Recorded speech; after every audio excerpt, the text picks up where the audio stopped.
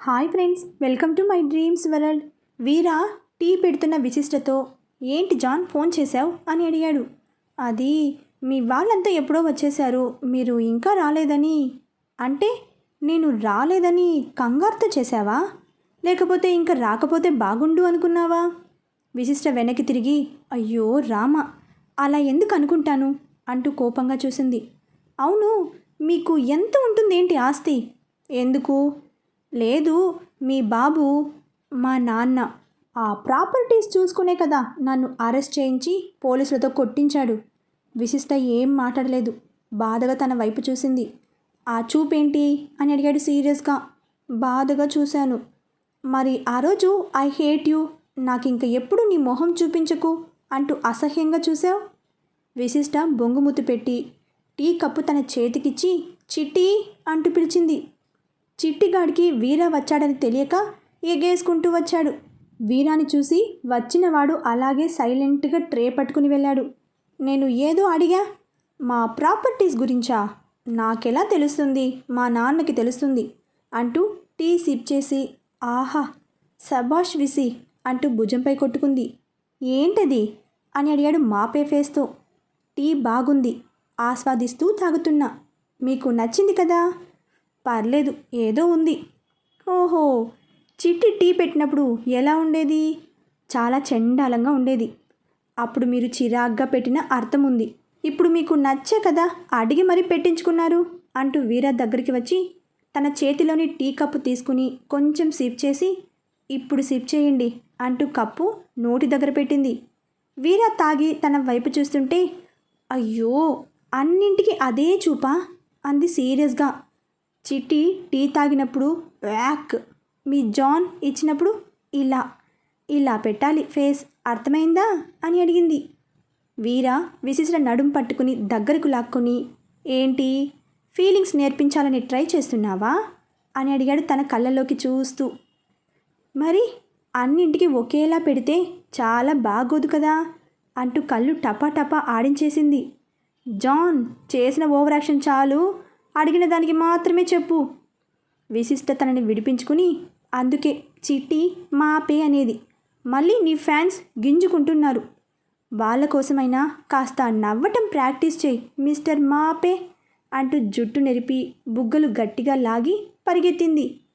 Don బాబు ఎక్కడికో వెళ్ళిపోయాడు. విశిష్ట నుంచి వచ్చే ఆ పరిమళాన్ని ఆస్వాదిస్తూ, ఏమైంది, ఎందుకు నా మీద సడన్గా ప్రేమ అనుకుంటూ టీ ఫినిష్ చేసి తన వెనకే వెళ్ళాడు. విశిష్ట చున్నీ వేలుకి చుట్టుకుంటూ వెనక్కి చూసి వెళ్తుంటే వీరా కాలర్ వెనక్కి నెట్టి క్రాఫ్ సరిచేసుకుంటూ వెళ్ళాడు. అది చూసి సింహ సుబ్బు నెత్తిన ఒక్కటి పీకి, చెప్పానా, నేను చెప్పానా ఆ రోజు ఏదో ఒకరోజు వీరాని తన వెనకే తీసుకెళ్తుందని అన్నాడు. రే, పెళ్ళైతే తెలుస్తుందిరా ఆ మ్యాజిక్ ఏంటో, సన్నాసి అంటూ సింహానెత్తిన ఒక్కటిచ్చాడు సమీర్. విశిష్ట గార్డెన్లోకి వెళ్ళిన తరువాత వీరా అక్కడ ఉన్న చైర్స్లో కూర్చుని తననే చూస్తున్నాడు. సురేఖ తన కిడ్స్తో అక్కడికి వచ్చింది. చింటూ మింటూ ఆంటీ అంటూ వెళ్ళి విశిష్ట కాళ్ళని చుట్టేశారు. అండ్ కో కూడా బయటకు వచ్చి వీరా చుట్టూ చేరారు. విశిష్ట ఓ కన్ను 2 చెవులు వాళ్ళ మీద వేసింది.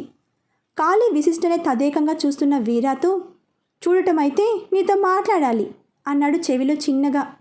వీరా చూపు తిప్పి అందరినీ చూసి ఎప్పటిలాగానే మొహం చిట్లించాడు. వీరా, అసలు ఏం జరిగింది అని అడిగాడు సమీర్. ఆ సూరజ్ అబద్ధం చెప్పాడో నిజం చెప్పాడో నాకు తెలియదు. ఏది ఏమైనా వాడిని సైడ్ చేసి అవి మనమే కొట్టేసి క్యాష్ చేసుకుందాం. అందరూ ఆశ్చర్యపోయారు. అదెలా కుదురుతుంది వీరా? అసలు ఈ డీల్ చెప్పిందే సూరజ్. మళ్ళీ అవి అమ్మేయాలన్నా విదేశాల్లో అమ్మాలి అంటే వాటిని జాగ్రత్తగా దేశం దాటించాలి. కస్టమ్స్ కళ్ళు కప్పడం మన వల్ల ఏమవుతుంది అని అడిగాడు సమీర్. కదా, అంత రిస్క్తో కూడిన పని కేవలం 20 కోట్లకే చేశాడంటే నాకు డౌట్ వచ్చింది. అందుకే ఆ ప్యాలెస్లోకి వెళ్ళాను. అండుకో లోపలికి వెళ్ళావా అని అడిగాడు ఆశ్చర్యంగా. చాలా కష్టంగానే అంటూ జరిగింది చెప్పాడు. అంతా విని సమీర్, అదేంటి సూరజ్ 40 అన్నాడు, మిల్క్ వాళ్ళ 100 అన్నాడు, నువ్వు 200 కోట్లు అంటున్నావు, నాకేం అర్థం కావడం లేదు, నాకు పిచ్చెక్కిపోతుంది అన్నాడు. సేమ్ డైలాగ్ తెలుగులో అన్నాడు సుబ్బు. అసలు మనకు సూరజ్ ఏం చెప్పాడు? విలువైన వస్తువులు అమ్ముతున్నారు, అందులో 2 రేర్ మెటల్ అనే కదా. ఆ, నేను లోపలికి వెళ్ళాను. అక్కడ ఈ మిల్క్ వాలాకి వంటవాడు చెప్తుంటే విన్నాను. 2 కాదు 4 వాల్యూ అని, 200 కోట్లు అని. నాకు తెలియక అడుగుతాను, రాజవంశీయులు అంటున్నారు, మరెందుకు ఇంత విలువైన వస్తువులు అమ్ముకోవడం? డబ్బులు బాగానే మూలుగుతాయిగా వాళ్ళ బీరువాళ్ళు అన్నాడు సుబ్బు. సుబ్బు, ఆ వారసుడు అన్నారు చూడు, అతనికి లేని బ్యాడ్ హ్యాబిట్ లేదు. వాళ్ళ తాతగారికి ఒక్కతే అమ్మాయి, అంటే వీళ్ళ అమ్మ. అందుకని ఇతన్ని బాగా గారాబంగా చేసేవారు వాళ్ళ తాత. ఇంకేముంది, వీడికి playing game, singing they song, అంతేనా అన్నాడు సింహ. వాళ్ళ తాత చనిపోయే వరకు ఆగాడు. ఆయన పోయాక వాళ్ళ పేరెంట్స్కి ఏం చెప్పాడో కానీ ఈ పనికి ఓకే అన్నారు. ఏముంది, అవి అలంకరణకు ఉంచితే పైసలు రావు, అమ్మితే వస్తాయి అని చెప్పుంటాడు అన్నాడు కాళీ. అయ్యుండొచ్చు. అసలు ఈ సూరజ్ తెలిసి చెప్పాడా, తెలియక చెప్పాడా? తెలియకుండా ఎలా ఉంటుంది, తెలిసే ఉంటుంది. అమౌంట్ ఎక్కువే, రిస్క్ ఎక్కువే. అందుకే మనలాంటి చిన్న దొంగలైతే పెద్ద అమౌంట్ ఇవ్వక్కర్లేదు అని మనం ఎటు అంత దూరం వెళ్ళి ఎంక్వైరీ చేయకుండానే ఇందులోకి దిగిపోతాం అనుకున్నాడు. అది సరే, రేపు మార్నింగ్ కాల్ చేస్తాడు, అప్పుడెలా, ఏం చెప్పాలి అని అడిగాడు సమీర్. ప్లాన్ మారింది, కొత్త ప్లాన్ కన్ఫామ్ అయ్యాక ఫోన్ చేస్తానని చెప్పు. డౌట్ వస్తుందేమో, రాని, ఎవడు భయపడడు. అంతా విని విశిష్ట, 200 కోట్లా? ఏదో తొడుక్కునే కోట్లులాగా అంత సింపుల్గా డిస్కషన్ పెట్టారేంటి? ఇందులో నేనా? నన్ను ఇన్వాల్వ్ చేస్తా అన్నాడు. అసలు ఏం జరుగుతోంది తెలుసుకోవాలి. ఆ రోజు నైట్ విశిష్ట గౌతమితో ఫోన్ మాట్లాడుతోంది. విసి, చెల్లి సిద్ధు ఇద్దరు ఈ మధ్య చాలా క్లోజ్ అయ్యారంట, అత్త చెప్పింది అన్నది ఆనందంగా. నిజంగానా అమ్మా? నేను చెప్పానా? ఏదో ఒకరోజు ఇద్దరు ఒకటవుతారని. ఇంకా నీ గురించే బెంగ. మీ బామ్మేమో బెంగెందుకు, నీ కూతుర్ని పువ్వులు వేసి నడిపిస్తాడు అంటూ ఎప్పటికప్పుడు ఏదో ఒకటి చెప్పి నాకు పిచ్చెక్కిస్తోంది. అసలు ఏం జరుగుతోంది పెద్దోడా? అమ్మా, నీకు ఎప్పటి నుంచో చెప్పాలి అంటుండగా జాను వచ్చి ఫోన్ లాక్కుని, ఏమే విశిష్ట, నీకేం చెప్పాను? నాకు అర్జెంటుగా ముని మనవడని ఇమ్మని చెప్పానా? ఆ పనిలో ఉండకుండా ఎప్పుడు చూడు అమ్మ బొమ్మ అంటూ ఫోన్లో మాట్లాడతావు. బామ్మ, కాస్త తట్టుకో. అంత అర్జెంట్ అయితే వైషుకి చెప్పు. నేనేమి చెప్పక్కర్లేదు, అది నీకన్నా నాకన్నా తెలివైనది. ఎగ్జామ్స్ అవ్వగానే హనీమూన్కి వెళ్ళి నీకన్నా ముందు కంటుంది. మరి ఇంకేంటి, నన్ను మాత్రం ఇలాంటివి ఏమీ అడగొద్దు ప్లీజ్ అంటూ కాల్ కట్ చేసింది. వెనక్కి తిరిగి చూసేసరికి వీరా తననే చూస్తున్నాడు. ఎవరి ఫోన్లో? మా బామ్మ, ఇంకా మా అమ్మ. ఏంటి, ఇంటికి వచ్చేయమంటున్నారా? అదేం లేదు. సరే, నాకొకటి చెప్పు అంటూ బెడ్ మీద పడుకుని, నేను తాళి కట్టిన తరువాత నీకు ఏమనిపించింది? ఇప్పుడు అవసరమా అంటూ చిరాకుగా చూసింది. లేదు, నాకు ఒక విషయం అర్థం కాలేదు. నీకు నేనంటే ఇష్టం లేదు, నన్ను చూస్తేనే భయపడేదానివి. హలో డాన్ గారు, కాస్త తట్టుకోండి. మన ఇంటికి ఎప్పుడు వెళ్తున్నాం అది చెప్పండి ఫస్ట్. మన ఇల్లా? ఇప్పుడు అదెందుకు గుర్తుకొచ్చింది? షూ అంటూ, నాకంటూ ఒక ఇల్లు ఉండాలి కదా. అవునా, ఇక్కడ పని అవ్వగానే మన హనీమూన్ చూసుకొని అటు నుంచి స్విట్జర్లాండ్లో సెటిల్ అవుదాం. అక్కడ కట్టిస్తాను నీకో ఇల్లు. మరి హైదరాబాద్లో ఇల్లు? అది నాది కాదు. మరి? అబ్బా, కబ్జా చేశా.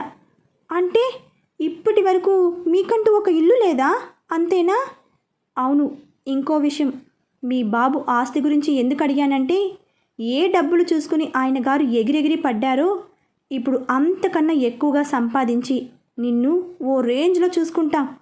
నాకు రేంజు వద్దు, చేంజు వద్దు. నేను నాలాగనే ఉంటాను. ఇంకో విషయం, హనీమూన్ అంటూ ఏవేవో ఊహించుకోకండి. నేను రాను. అండ్ నేను మా ఇంటికి వెళ్ళాలి. నేను పంపను. నువ్వు వెళ్తే నీ బాబు ఏవేవో చెప్పి నా దగ్గరకు రానివ్వడు. మరే, మీరు చూస్తూ ఊరుకోరుగా, వచ్చేస్తారుగా. చూడు జాన్, మళ్ళీ చెప్తున్నా, నిన్ను నా నుంచి దూరం చేయాలని చూస్తే నాలోని రాక్షసుడు బయటకు వస్తాడు.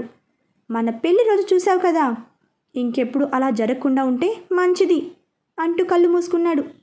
విశిష్ట చెయ్యెత్తి కొట్టబోయి, నీకు మాపే కాదు టోస్టర్ అని పెట్టాలి, మొహం చూడు అంటూ తిట్టుకుంది. వీరా కళ్ళు తెరవకుండానే తిట్టుకుంది చాలు ఇంకా పడుకో. ఇవన్నీ బాగా తెలుస్తాయి. నాకు మా ఇంట్లో వాళ్ళని చూడాలని ఉంది. అది ఎందుకు అర్థం కాదు మీకు అంటూ మూతి ముడిచింది. నాకు అర్థమైంది కానీ ఇష్టం లేదు. విశిష్ట ఫోన్ తీసుకుని చూసింది. Message from Bobby sir.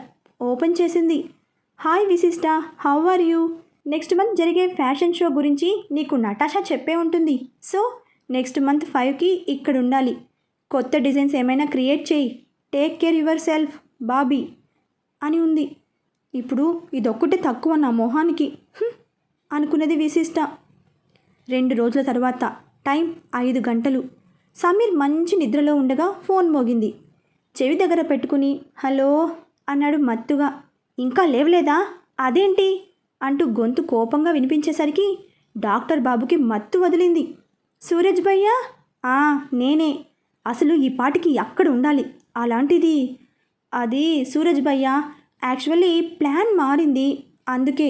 What? Plan మారిందా? పిచ్చా నీకేమైనా? నాకు ఇన్ఫామ్ చేయాలి కదా అంటూ కళ్ళు తాగిన కోతిలాగా అరిచాడు. మీరు మాత్రం మాకు అన్నీ చెప్తున్నారా? దేని గురించి మాట్లాడుతున్నావు సమీర్ అంటూ వాయిస్ పెంచాడు. ఏం లేదు, నేను ప్లాన్ ఓకే అయ్యాక మీకు కాల్ చేస్తా అంటూ కాల్ కట్ చేశాడు. సమీర్, నేను ఏంటో నీకు పూర్తిగా తెలియదు. ఏదో వంకరగా కూసావు. పనిలో తేడా జరగాలి, అప్పుడు చెప్తా నీ సంగతి, నీ తోకల సంగతి అంటూ పళ్ళు కొరికాడు. ఎప్పుడు ఫ్లైట్లో ఏం పోతాం కానీ జస్ట్ ఫర్ ఏ చేంజ్ దీని మీద పోదాం, వచ్చేయండి యూకేకి. సోనా ఉండే హౌస్ ముందు బైక్ ఆపాడు సిద్ధు. రండి సార్ అంటూ లోపలికి తీసుకెళ్ళింది. వాళ్ళ రూమ్ డోర్ తీసేసరికి తన రూమ్మేట్ ఏడుస్తుంటే ఇంకా 4 ఆడలేడి ఔరతులు ఆమెను ఓదారుస్తున్నారు. సిద్ధుని చూసి అందరూ పైకి లేచారు. సోనా చైర్ చూపించి కూర్చోండి సార్ అని తన రూమ్మేట్ని పట్టుకుని what hell is this Kavya, are you mad అని అడిగింది కంగారుగా. సదరు కావ్య, ఏం చేయమంటావు? గౌతమ్ నన్ను అలా రిజెక్ట్ చేసేసరికి నాకు లోకం మొత్తం శూన్యం అయిపోయింది, అందుకే అంటూ ఏడ్చేసింది. అంటే నీ ఫ్యామిలీని మర్చిపోయావా? అది కాదే, నాకేం తక్కువ?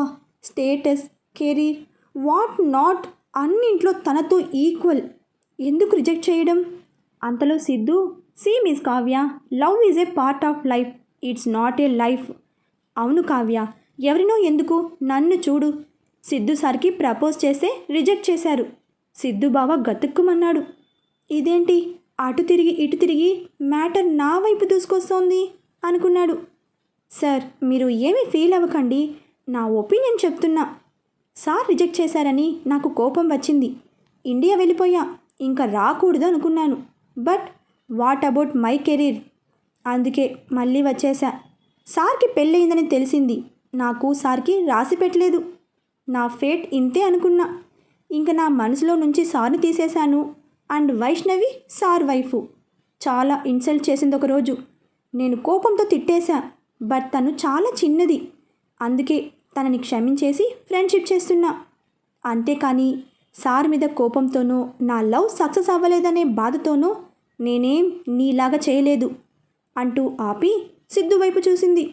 సిద్ధు ఆశ్చర్యంగా చూసి ఒక క్షణం వెంటనే చప్పట్లు కొట్టి well said and I'm sorry Sona, నేను ఇంత ఆలోచించలేదు.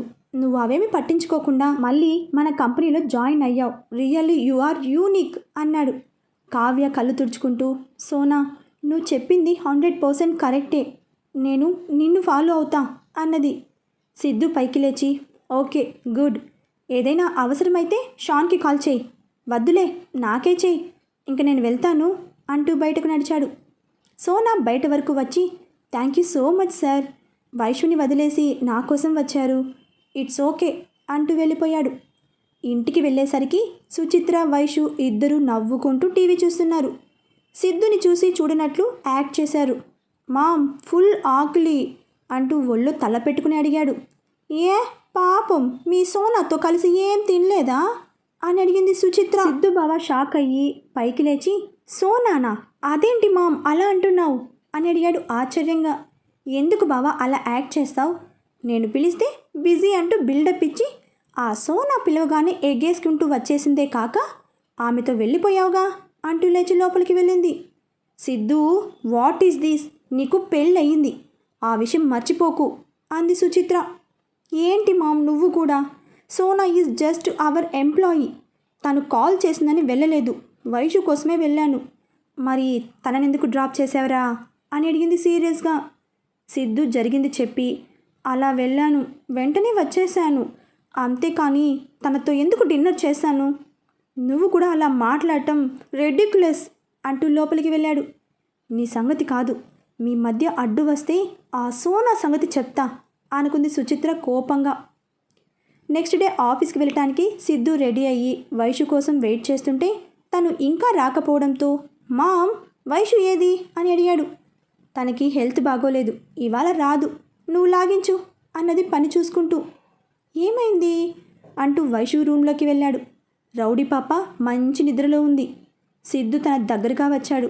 వైషు అని పిలిచాడు నెమ్మదిగా.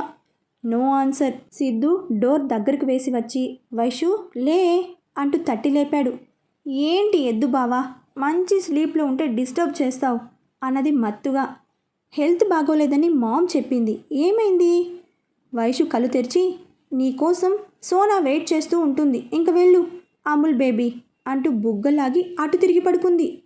షూ, ఏ రౌడీ బేబీ, నీకు హెల్త్ ఓకే కదా అని అడిగాడు.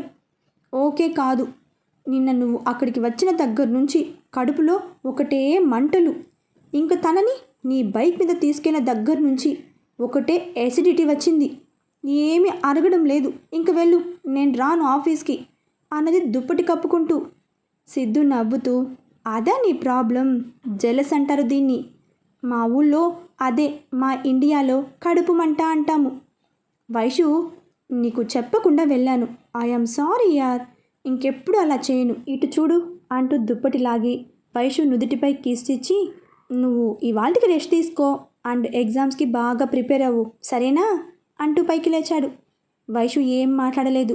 సిద్ధు నవ్వుకుంటూ వెళ్ళి కారు స్టార్ట్ చేశాడు. హాహా, అనిరుద్ చెప్పినట్లు రౌడీ బేబీ ఫీల్ అయ్యింది. ఎగ్జామ్స్ అయ్యాక నీకు నా మనసులో మాట చెప్పి అప్పుడు అంటూ ఎక్కడికో వెళ్ళాడు. ఇక్కడ ఆఫీస్లో సోనా ఏదో పని మీద సిద్ధు క్యాబిన్లోకి వచ్చింది. Excuse me sir. Come Sona, take your seat. Thank you sir. ఇది డేటా అంటూ తన ల్యాపిలో చూపించి ఏవేవో డౌట్స్ అడిగింది. 10 నిమిషాల తర్వాత, థ్యాంక్ యూ సార్, నేను ఇలాగే అనుకున్నాను, బట్ మిమ్మల్ని ఒకసారి అడిగి ప్రొసీడ్ అవుదామని. అవును, వైషు రాలేదు, ఎనీ ప్రాబ్లం సార్ అని అడిగింది. తనకి కొంచెం హెల్త్ బాగోలేదు. అవును, కావ్య ఎలా ఉంది? పర్లేదు సార్, దెబ్బ శరీరానికైతే ఇంత టైంలో తగ్గుతుంది అనుకోవచ్చు, బట్ మనసుకు కదా సార్, ఎప్పటికి క్యూర్ అవుతుందో చెప్పలేము. అవును సోనా, యు ఆర్ కరెక్ట్. నీ బర్త్డే రోజు నన్ను రమ్మని చెప్పావు కదా, వైషుకి చెప్పావా మరి? చెప్పలేదు సార్, బట్ చెప్పకుండా ఎలా ఉంటాను? మీ పక్కన తను ఉంటేనే నాకు హ్యాపీ. ఇన్ఫ్యాక్ట్ మన ఆఫీస్లో అందరికీ చెప్పాను అంటూ వెళ్ళిపోయింది. సిద్ధు వర్క్లో దూరిపోయాడు. లంచ్ టైం అవుతుండగా వైషు నుంచి మెసేజ్, తిన్నావా లేక తినిపించారా? అది చూసి సిద్ధు నవ్వుకుంటూ, తినిపిస్తా అన్నది నేనే, వద్దు, ఆ ఛాన్స్ కేవలం మా డెవిల్కి మాత్రమే అని చెప్పా. అబ్బో. సిద్ధు వెంటనే తనకు వీడియో కాల్ చేశాడు. వైషు లిఫ్ట్ చేయగానే, ఎలా ఉంది కడుపులో మంట, వాటర్ పోసి ఆర్పేశాను. ఈలోపు డోర్ నాకైన సౌండ్ విని ఎస్ కమిన్ అన్నాడు. వనమాలి, సోనా, షాన్ ముగ్గురిని చూసి ఏంటి అన్నట్లు చూశాడు. సార్, ఈరోజు మా పాప బర్త్డే, అందుకని మీకోసం అంటూ ఒక బాక్స్ ఓపెన్ చేసి కేక్ పీస్ ఇచ్చాడు. సిద్ధు అది తీసుకుని థ్యాంక్ యూ అనగానే, సార్, మన ఫస్ట్ టాస్క్ సక్సెస్ఫుల్గా కంప్లీట్ అయ్యింది అన్నది సోనా ఆనందంగా. Very good, very good. ఇలా అయితే వాళ్ళు ఇచ్చిన 2 నెలల కన్నా ముందే మనం కంప్లీట్ చేయొచ్చు అంటూ కేక్ నోట్లో పెట్టుకున్నాడు. ఫోన్ పక్కన పెట్టాడు. వైషుకి కడుపు మంట ఇంకా పెరిగింది. ఇంకో బాక్స్ ఓపెన్ చేసి, సార్, ఇంకో స్పెషల్ మిర్చి బజ్జీ, మా మిస్సెస్ స్పెషలిస్ట్ ఇవి చేయడంలో అన్నాడు నవ్వుతూ. అమ్మో, కారం, ఒకటి చాలు అంటూ తీసుకుని పక్కన పెట్టాడు. ఇద్దరు వెళ్ళగానే సిద్ధు ఫోన్ తీసుకుని, సారీ, వాళ్ళు వచ్చేసరికి. అయ్యో ఎండి సార్, వర్క్ ఫస్ట్, మేము నెక్స్ట్. కేక్ బాగుందా, బాగా మెక్కావా, నీకు అరగలేదులే అంటూ మూతి ముడిచింది. నువ్వు అలా ముడిస్తే ఇప్పుడే ఇంటికి రావాలనిపిస్తుంది మై స్వీట్ డెవిల్ అంటూ మిర్చి బజ్జి తిన్నాడు. పాపం ఎండి బాబు కమ్ అమూల్ బేబీ కమ్ మన సెకండ్ హీరో గారికి ఎక్కిళ్ళు మొదలైనాయి అంటూ సౌండ్ వస్తుంటే చుచుచూ మీ సోనాని పిలవండి ఎండి సార్, వాటర్ తాగిస్తుంది అంటూ నవ్వుతోంది. ఈలోపు డోర్ ఓపెన్ చేసుకుని సోనా లోపలికి వచ్చి టేబుల్ మీద ఉన్న తన ఫోన్ తీసుకుని సారీ సార్ ఇందాక మర్చిపోయా అని సిద్ధుని చూసి అయ్యో వాటర్ తాగండి అంటూ బాటిల్ ఓపెన్ చేసి చేతికిచ్చింది. సిద్ధు బాటిల్ అందుకోబోయి ఫోన్ కట్ చేశాడు బై మిస్టేక్. వాటర్ గడగడాని తాగి థ్యాంక్స్ అనగానే సోనా వెల్కమ్ సార్ అంటూ వెళ్ళిపోయింది. ఫోన్ కేసి చూసేసరికి ఇంకా ఎప్పుడో కట్ అయింది. మనోడు టెన్షన్గా మళ్ళీ కాల్ చేశాడు. వైషు లిఫ్ట్ చేసి అయిపోయాయా మీ హొయ్యలు అని అడిగింది సీరియస్గా. అంటే అదే నేను అన్నానో లేదో, ఆవిడ గారు రావడం, నీకు వాటర్ అందించడం, నువ్వు ఫోన్ కట్ చేయడం. అరే యార్ బై మిస్టేక్ జరిగింది. సరే బావా నమ్మాలే ఉంటా అంటూ కాల్ కట్ చేసింది. ఇది మిర్చి కన్నా మంట పుట్టిస్తోంది. ఎగ్జామ్స్ అవ్వని నీ పని చెప్తా అనుకున్నాడు. సిద్ధు బావా ఎగ్జామ్స్ ఎప్పుడైనా రాసుకోవచ్చు, నా మాట విని ప్రపోజ్ చేసే, లేకపోతేనా ఎక్కడో తేడా కొడుతోంది. ఆ సోనా మీకిద్దరికి మధ్య పుల్లెట్టేస్తుందని జర జాగ్రత్త. ఈ సోనా మన వైషుని సిద్ధుబావుని విడదీయడానికి ఎలా పుల్ల పెడుతుందో తర్వాతి అప్డేట్లో తెలుసుకుందాం. బాయ్ ఫ్రెండ్స్, మరొక భాగంతో కలుసుకుందాం.